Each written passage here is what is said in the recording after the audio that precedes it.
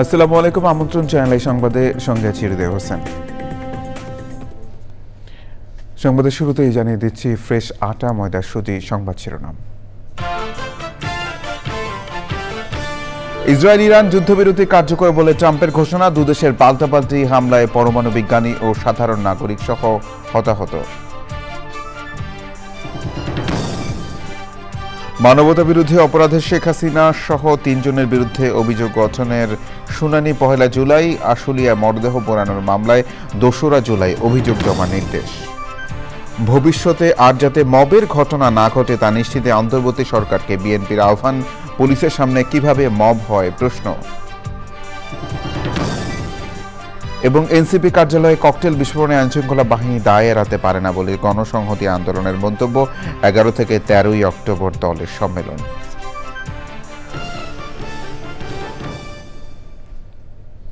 সংবাদ শিরোনামগুলো জানাচ্ছিলাম। এখনকার সংবাদ আয়োজন একই সঙ্গে চ্যানেল আই ইউটিউব চ্যানেল এবং চ্যানেল আই এর ওটিটি প্ল্যাটফর্ম আই স্ক্রিনে লাইভ স্ট্রিম হচ্ছে।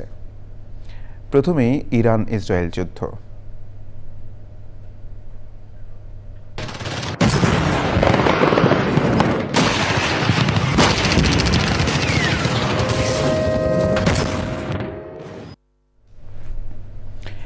ইসরায়েল ইরান যুদ্ধবিরতি কার্যকর হয়েছে বলে জানিয়েছেন মার্কিন প্রেসিডেন্ট ডোনাল্ড ট্রাম্প। দুপক্ষকেই যুদ্ধবিরতি মেনে চলার অনুরোধ জানিয়েছেন তিনি। যুদ্ধবিরতিতে রাজি হওয়ার বিষয়টি নিশ্চিত করেছে দুদেশই। ভোর পর্যন্ত ইরানে ইসরায়েলের হামলায় ইরানের আরও একজন পরমাণু বিজ্ঞানী নিহত হয়েছেন।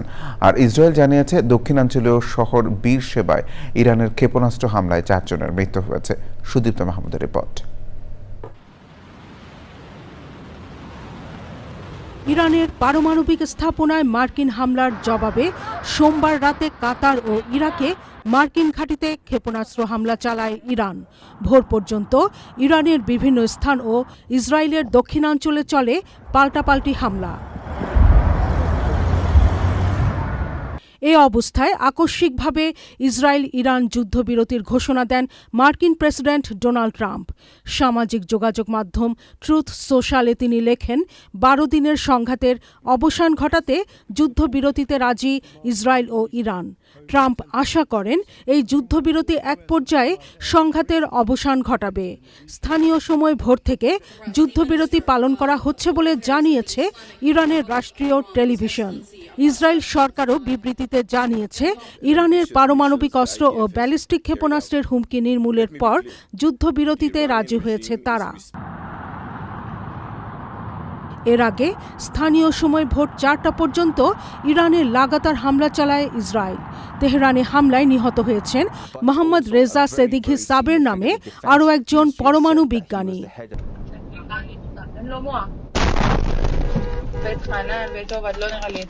এদিকে ইসরায়েলের প্রতিরক্ষা বিভাগ আইডিএফ অভিযোগ করে ট্রাম্পের যুদ্ধবিরতির ঘোষণার মধ্যেও ইসরায়েলের দক্ষিণাঞ্চলে ক্ষেপণাস্ত্র ছুড়েছে ইরান। এতে হতাহতের ঘটনা ঘটেছে। ওই অঞ্চলের বাসিন্দাদের আশপাশের সুরক্ষিত এলাকায় আশ্রয় নিতে বলে IDF. Sudipta Mahmud, channel I. এবার অন্যান্য সংবাদ। জুলাই আগস্টে সংঘটিত মানবতা বিরোধী অপরাধের মামলায় পলাতক শেখ হাসিনা, সাবেক স্বরাষ্ট্রমন্ত্রী আসাদুজ্জামান খান কামাল ও সাবেক আইজিপি চৌধুরী আবদুল্লাহ আল মামুনের বিরুদ্ধে অভিযোগ গঠনের উপর শুনানির দিন ১ জুলাই ঠিক করেছে আন্তর্জাতিক অপরাধ ট্রাইব্যুনাল। একই সাথে পলাতক আসামিদের পক্ষে স্টেট ডিফেন্স নিয়োগ দিয়েছেন আদালত। আশুলিয়া মরদেহ পোড়ানোর মামলায় ২রা জুলাই আনুষ্ঠানিক অভিযোগ জমা দিতে বলেছেন আদালত। মাঝুর লোকমান্নার রিপোর্ট। জুলাই আগস্টে গণঅভ্যুত্থানে সংঘটিত মানবতা বিরোধী অপরাধের অভিযোগে করা মামলায় সাবেক আইজিপি চৌধুরী আবদুল্লাহ আল মামুনকে সকালে হাজির করা হয় আন্তর্জাতিক অপরাধ ট্রাইব্যুনালে। মামলার অপর ২ আসামি ক্ষমতাচ্যুত প্রধানমন্ত্রী শেখ হাসিনা ও সাবেক স্বরাষ্ট্রমন্ত্রী আসাদুজ্জামান খান কামাল শুরু থেকেই পলাতক। পুলিশ প্রতিবেদনেও তাদের পলাতক দেখানো হয়। এরপর পত্রিকা বিজ্ঞপ্তি প্রকাশের পরও আসামিরা হাজির না হয় প্রয়োজনীয় নির্দেশনার জন্য প্রসিকিউশন আবেদন করলে আদেশ দেন ট্রাইব্যুনাল। মানে প্রসিকিউশনের পক্ষে পত্রিকা বিজ্ঞপ্তি চাওয়া হয়েছিল, ট্রাইব্যুনাল পত্রিকা বিজ্ঞপ্তি দিয়েছিলেন, পত্রিকা পেপার পাবলিকেশন হয়েছে, পত্রিকা বিজ্ঞপ্তি নথিতে সামিল হয়েছে। পরবর্তী দিন চার্জ হিয়ারিংয়ের জন্য অর্থাৎ 1 জুলাই ধার্য করা হয়েছে এবং ইতিমধ্যে tribunal, honourable tribunal state defence নিয়োগ করবেন, তারপর 1 জুলাই চার্জ হিয়ারিং হবে। এটা ছিল একটা ম্যাটার। বৈষম্য বিরোধী আন্দোলনের সময় আশুলিয়ায় হত্যার পর 6 জনের মরদেহ পোড়ানোর ঘটনায় মানবতাবিরোধী অপরাধের অভিযোগে মামলায় সাবেক পুলিশ সুপার আবদুল্লাহ হিল কাফি ও ঢাকা জেলা পুলিশের সাবেক অতিরিক্ত সুপার শহীদুল ইসলাম সহ 7 আসামিকে ট্রাইব্যুনালে হাজির করা হয়। মামলার মোট আসামি 16 জন। শুনানি শেষে আদেশ দেন আদালত। তদন্ত প্রতিবেদন আমরা 19 জুন পেয়েছি। আমরা 1 সপ্তাহ সময় চেয়েছি ফরমাল চার্জ দাখিলের জন্য। এখানে 16 জনকে অ্যাকিউজ করা হয়েছে। আমরা স্ক্রুটিনি করে দেখছি, আমরা আশা করছি 2 জুলাই এটা দিন ধার্য হয়েছে, এর মধ্যেই ফরমাল চার্জ দাখিল করতে পারবো। এদিকে গুমের মামলায় সাবেক সেনা কর্মকর্তা জিয়াউল আহসানকে হাজির করে তদন্ত প্রতিবেদন দাখিলের জন্য সময় চাইলে তদন্ত সংস্থাকে 2 মাস সময় দেয় ট্রাইব্যুনাল। মাছড়ক মান্না, চ্যানেল আই, ঢাকা। বাংলাদেশে আর যেন মব ভায়োলেন্স না হয় সে ব্যবস্থা নিতে অন্তর্বর্তী সরকারের প্রতি আহ্বান জানিয়েছে বিএনপি। পুলিশের সামনে কিভাবে মব হয় সে প্রশ্ন তুলেছেন দলের সিনিয়র যুগ্ম মহাসচিব রুহুল কবির রিজভী। ব্রাহ্মণবাড়িয়া জেলা বিএনপির নতুন কমিটির সদস্যদের নিয়ে বিএনপির প্রতিষ্ঠাতা ও সাবেক রাষ্ট্রপতি জিয়াউর রহমানের সমাধিতে শ্রদ্ধা জানিয়ে রিজভী আরও বলেছেন, বাংলাদেশে যারা বিতর্কিত নির্বাচনের দায়িত্বে ছিলেন তাদের বিচার হতে হবে, তবে তা অবশ্যই আইনের মাধ্যমে।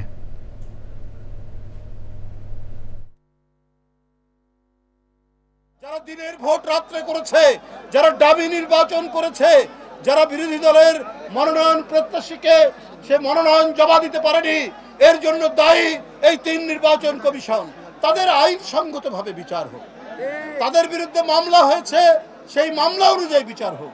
বাংলাদেশে আর কোন ধরনের মব জাস্টিস, আর কোন ধরনের বেআইনি কারো বাড়িতে আগুন দেওয়া, কারো বাড়ি ভেঙে ফেলা, কাউকে রাস্তাঘাটে অপমান করা, এই ধরনের ঘৃণ্য কাজের যাতে পুনরাবৃত্তি না হয় সেইটা এই সরকারকে লক্ষ্য রাখতে হবে।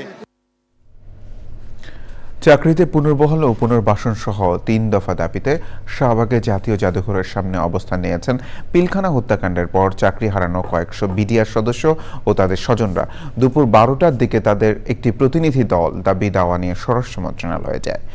আন্দোলনরতরা জানিয়েছেন, দাবি পূরণের আশ্বাস না পেলে শাহবাগ ব্লক ও প্রধান উপদেষ্টার বাসভবন যমুনা অভিমুখে লং মার্চ করবেন তারা। আইনশৃঙ্খলা পরিস্থিতি নিয়ন্ত্রণে শাহবাগ এলাকায় বাড়তি পুলিশ সদস্য মোতায়েন করা হয়েছে।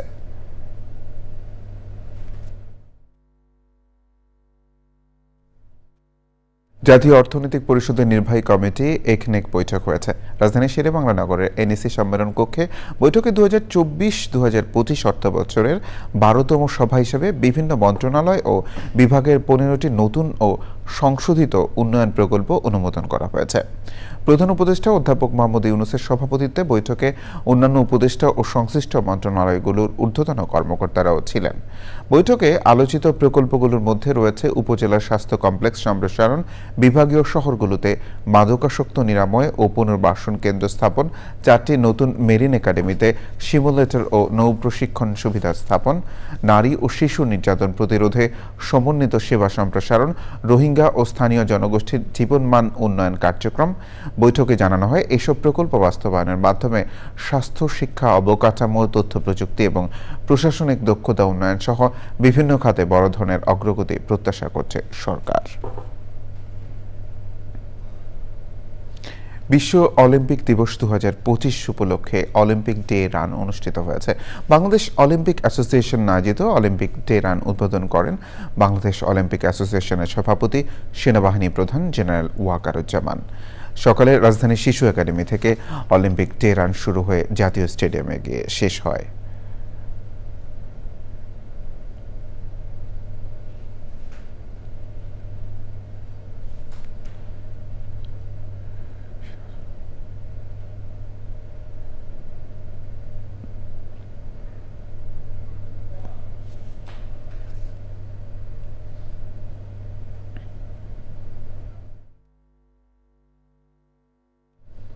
অর্থ পাচার, বৈষম্য ও নারী নির্যাতনের মতো সমস্যা দূর করতে নতুন বিপ্লবের প্রয়োজন বলে মন্তব্য করেছেন ইমেরিটাস অধ্যাপক সিরাজুল ইসলাম চৌধুরী।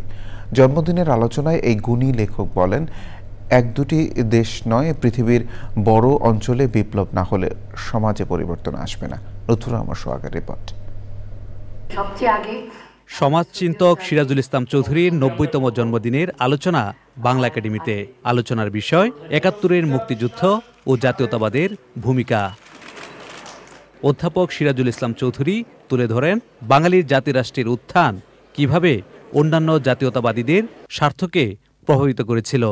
ভারতের যে সংযুক্তি, সেটাও জাতীয়তাবাদী দৃষ্টিভঙ্গি থেকেই প্রধানত। পাকিস্তান জাতীয়তাবাদটা খুব নির্বোধের কাণ্ড। আমেরিকা বলি, চীন বলি, রাশিয়া বলি, তাদের প্রত্যেকেরই দৃষ্টিভঙ্গির মধ্যে জাতীয়তাবাদ ছিল। তার মতে পুঁজিবাদী বিশ্ব মানুষের সামনে সংকটের বহু দেওয়াল তুলে দিয়েছে, যা থেকে মুক্তি পেতে তরুণদের তিনি দিয়েছেন পরিবর্তন আনার প্রেরণা। যে বিপ্লব ব্যক্তিগত মালিকানার জায়গায় সামাজিক মালিকানা প্রতিষ্ঠা করবে এবং সেইখানে মানুষের মুক্তি আসবে, প্রকৃত গণতন্ত্র আসবে, এবং সেই কাজটা অত্যন্ত কঠিন কাজ। সেটা প্রত্যেক দেশে হওয়া দরকার এবং সেটা আঞ্চলিক হবে, সেটা একটা আন্তর্জাতিক হবে। সিরাজুল ইসলাম চৌধুরী বলেন, প্রতিহতের জাতীয়তাবাদ বাংলাদেশের মতো দেশের জন্ম দিয়েছে, আর ইসরায়েলের আগ্রাসী জাতীয়তাবাদ দেশ ধ্বংস করছে। লুৎফুর রহমান সোহাগ, চ্যানেল আই, ঢাকা। এনসিপির কার্যালয়ের সামনে ককটেল বিস্ফোরণের ঘটনায় আইনশৃঙ্খলা বাহিনী দায় এড়াতে পারে না বলে মন্তব্য করেছেন গণসংহতি আন্দোলনের প্রধান সমন্বয়কারী জুনায়েদ সাকি। জুলাই গণ অভ্যুত্থানের বর্ষপূর্তি নিয়ে সংবাদ সম্মেলনে তিনি জানিয়েছেন, বর্ষপূর্তির কর্মসূচির আওতায় জুলাই ও আগস্ট মাসে রয়েছে জুলাই যোদ্ধা ও শহীদ পরিবার এবং আহতদের সম্মিলন। রংপুর ও ঢাকায় হবে জুলাই সমাবেশ। আয়োজনে ১১ থেকে ১৩ অক্টোবর গণসংহতি আন্দোলনের ৫ম সম্মেলন হবে বলে জানানো হয়েছে।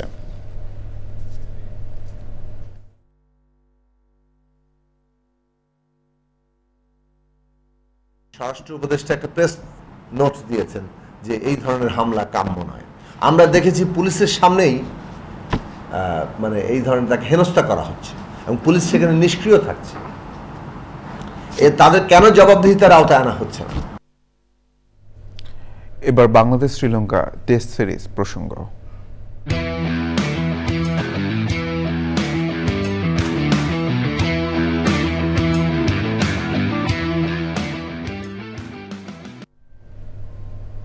শ্রীলঙ্কার বিপক্ষে দ্বিতীয় টেস্টকে সামনে রেখে কলম্বোর সিংহলিজ ক্রিকেট গ্রাউন্ডে অনুশীলন করেছে বাংলাদেশ দল। অনুশীলনে ব্যাটিং, বোলিং, ফিল্ডিংয়ে ঘাম ঝরিয়েছে টিম টাইগার্স। প্রথম টেস্টে পঞ্চম দিনে বাংলাদেশের ইনিংস ঘোষণা নিয়ে সমালোচনা হলেও অধিনায়ক নাজমুল হোসেন শান্তর সব মনোযোগ দ্বিতীয় টেস্টকে ঘিরে।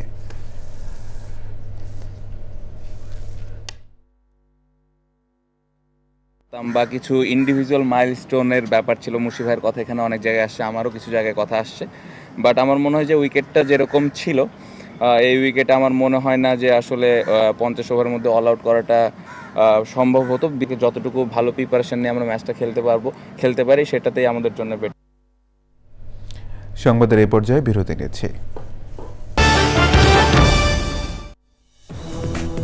বিরতির পর আবার আমন্ত্রণ চ্যানেল আই সংবাদে। শক্তিশালী ও টেকসই বিচার ব্যবস্থা গড়ে তুলতে দক্ষ আইনজীবীর পাশাপাশি সবার সক্রিয় অংশগ্রহণ জরুরি। সংশ্লিষ্টরা বলছেন, বিচার বিভাগের উপর জনগণের আস্থা ও বিশ্বাস ধরে রাখতে অগ্রণী ভূমিকা পালন করতে হবে আইনজীবীদের। এ লক্ষ্যে আইনজীবীদের দক্ষতা উন্নয়নে ঢাকা বার কাউন্সিলের নানা উদ্যোগ জাতিগত দীর্ঘমেয়াদী উন্নতি ও ন্যায় বিচার নিশ্চিতে দেখাচ্ছে আশার আলো। সৈয়দ মাদিহ অদিতের রিপোর্ট। বিশ্ব যখন এগিয়ে চলেছে ই জাস্টিস, ব্লকচেইন ভিত্তিক আদালত এবং কগনিটিভ কম্পিউটিং কোর্টের মতো উদ্ভাবনী পথে, তখনও বাংলাদেশে মামলার জট ও বিচার বিলম্বের মতো আষ্টেপৃষ্ঠে জড়িয়ে আছে নানা সংকটে। পরিস্থিতির উত্তরণে বৈশ্বিক অগ্রগতির প্রেক্ষাপটে প্রযুক্তিগত উন্নয়নের পাশাপাশি ন্যায়ভিত্তিক, মানবিক ও আধুনিক বিচার ব্যবস্থা গঠনে প্রয়োজন দক্ষ জনবল। রাজনীতি যদি একটু কম হতো তাহলে হয়তো ভ্রাতৃত্ব বোধের মাধ্যমে প্রত্যেকটা আইনজীবীর সাথে আইনজীবীর একটা সম্পর্ক আরও সুদৃঢ় হতো। আইনজীবীকে কেন বিজ্ঞ বলা হচ্ছে? সেই বিজ্ঞের মান কি আমরা ধরে রাখতে পারছি? যে একজন দক্ষ আইনজীবী হলেই হবে না, তার সাবলীল ব্যবহারের মাধ্যমে সমাজ তথা মানুষের সাথে সম্পৃক্ত হয়ে একটা উন্নত আইনজীবী তৈরি হওয়া সম্ভব।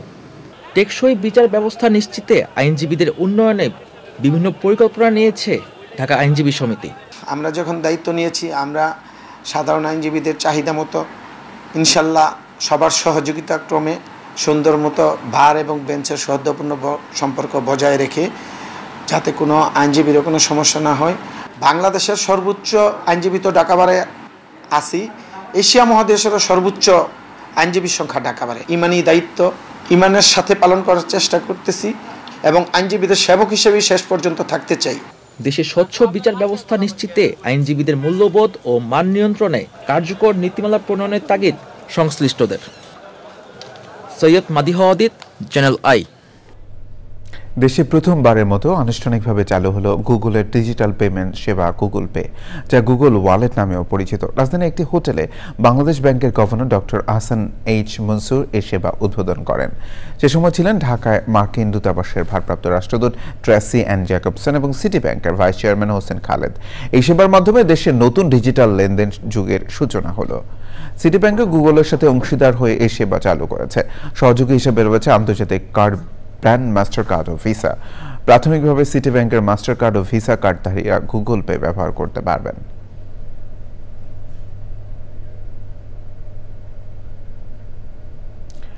গল্প বলার শৈলী ও ডিজিটাল উৎকর্ষতা তুলে ধরতে হতে যাচ্ছে blender choice, the daily star OTT ও ডিজিটাল কন্টেন্ট অ্যাওয়ার্ডস 2024।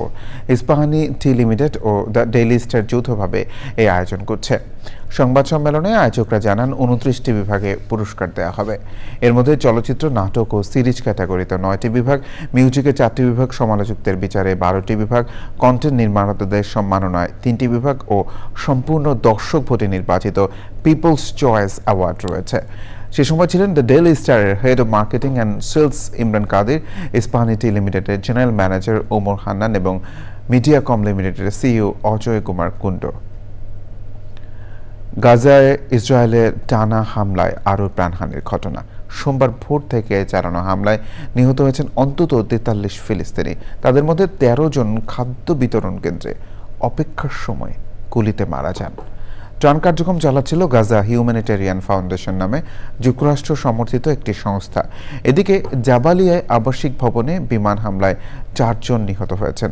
যুদ্ধ শুরুর পর থেকে এ পর্যন্ত গাজায় মৃতের সংখ্যা 56,000 ছাড়িয়েছে। এবার নিটল টাটা কৃষি সংবাদ।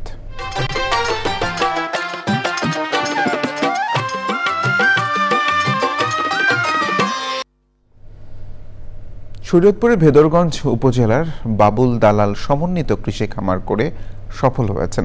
কৃষি বিভাগের পরামর্শ ও সহায়তায় 9 বিঘা জমির উপর নিরাপদ পদ্ধতিতে পেয়ারা ও লেবু দিয়ে খামারের যাত্রা শুরু।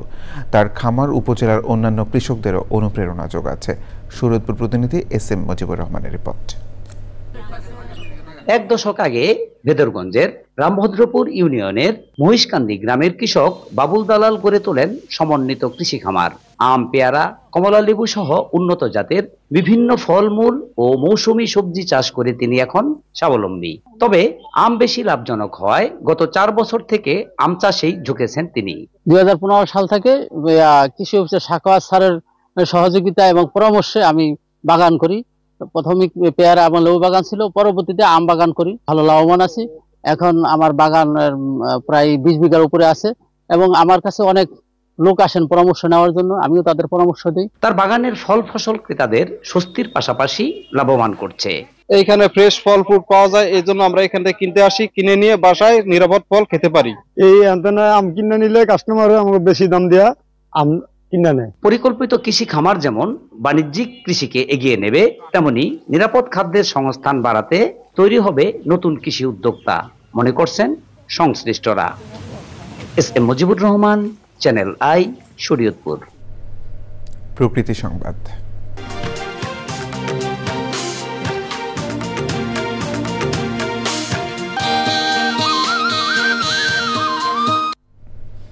গাজীপুরে ঢাকা ময়মনসিংহ মহাসড়ক সহ যেখানে সেখানে গড়ে উঠেছে ময়লার ভাগাড়। বাসাবাড়ি ও মেডিকেল বর্জ্য সহ ফেলা হচ্ছে সব ধরনের ময়লা আবর্জনা। তীব্র দুর্গন্ধে অতিষ্ঠ এলাকাবাসী ও পথচারী। দূষিত হচ্ছে আশপাশের পরিবেশ, বাড়ছে স্বাস্থ্য ঝুঁকি। তবে জনদুর্ভোগ কমাতে দ্রুত প্রয়োজনীয় উদ্যোগের আশ্বাস দিয়েছে পরিবেশ অধিদপ্তর। আফরোজা হাসির রিপোর্ট। দেশের সবচেয়ে বড় সিটি কর্পোরেশন গাজীপুর। জনবহুল এই সিটি কর্পোরেশনে নেই কোনো আধুনিক বর্জ্য ব্যবস্থাপনা। শ্রীপুর উপজেলার ঢাকা ময়মনসিংহ মহাসড়ক সহ বিভিন্ন স্থানে ফেলা হচ্ছে শত শত মেট্রিক টন ময়লা আবর্জনা। দুর্গন্ধে দুর্ভোগে পথচারী ও স্থানীয় বাসিন্দারা। শিশুদের বিনোদন কেন্দ্র ছিল, ময়লার জন্য মানুষ এখানে আসতে পারে নাই। স্কুল পড়ুয়া ছাত্রছাত্রীরা এখানে হাজি ছোটকুলে উচ্চ বিদ্যালয় সংলগ্ন, তারাও স্কুলে যেতে পারে না। রোদের তাপমাত্রায় এখানে অনেক গন্ধ হয়, আমি টিকতে পারি না। এই রাতে আইসে ময়লাটা ফালায়। যদিও 4 লেন রাস্তা, তার 1 লেন ময়লার বাগানের কারণে বন্ধ হয়ে আছে। প্রাণ প্রকৃতি রক্ষায় দ্রুত ময়লা অপসারণের কথা জানিয়েছে কর্তৃপক্ষ। ইতিমধ্যে আমরা 2টি প্রতিষ্ঠানকে এনফোর্সমেন্ট কার্যক্রমে প্রেরণ করেছি তাদের বিরুদ্ধে ব্যবস্থা নেওয়ার জন্য। তো আমাদের কার্যক্রম চলমান আছে, এই কার্যক্রম অব্যাহত আছে এবং এটা থাকবে। পরিবেশ ও জনজীবনের স্বার্থে ময়লার ভাগাড় স্থানান্তরের পাশাপাশি আধুনিক বর্জ্য ব্যবস্থাপনা গড়ে তোলার দাবি জানিয়েছেন ভুক্তভোগীরা। আফরোজা হাসি, প্রকৃতি ও জীবন ডেস্ক, চ্যানেল আই। সংবাদ শেষ করব সবশেষে ফ্রেশ আটা ময়দা সুজি সংবাদ শিরোনামগুলো জানিয়ে দিচ্ছি আরো একবার। ইসরায়েল ইরান যুদ্ধবিরতি কার্যকর বলে ট্রাম্পের ঘোষণা। দুদেশের পাল্টাপাল্টি হামলায় পরমাণু বিজ্ঞানী ও সাধারণ নাগরিক সহ হতাহত। মানবতা বিরোধী অপরাধে শেখ হাসিনা সহ 3 জনের বিরুদ্ধে অভিযোগ গঠনের শুনানি 1 জুলাই। আশুলিয়ায় মরদেহ পোড়ানোর মামলায় 2 জুলাই অভিযোগ জমার নির্দেশ। ভবিষ্যতে আর যাতে মবের ঘটনা না ঘটে তা নিশ্চিতে অন্তর্বর্তী সরকারকে বিএনপির আহ্বান। পুলিশের সামনে কিভাবে মব হয় প্রশ্ন। এবং এনসিপি কার্যালয়ে ককটেল বিস্ফোরণে আইনশৃঙ্খলা বাহিনী দায় এড়াতে পারে না বলে গণসংহতি আন্দোলনের মন্তব্য। 11 থেকে 13 অক্টোবর দলের সম্মেলন।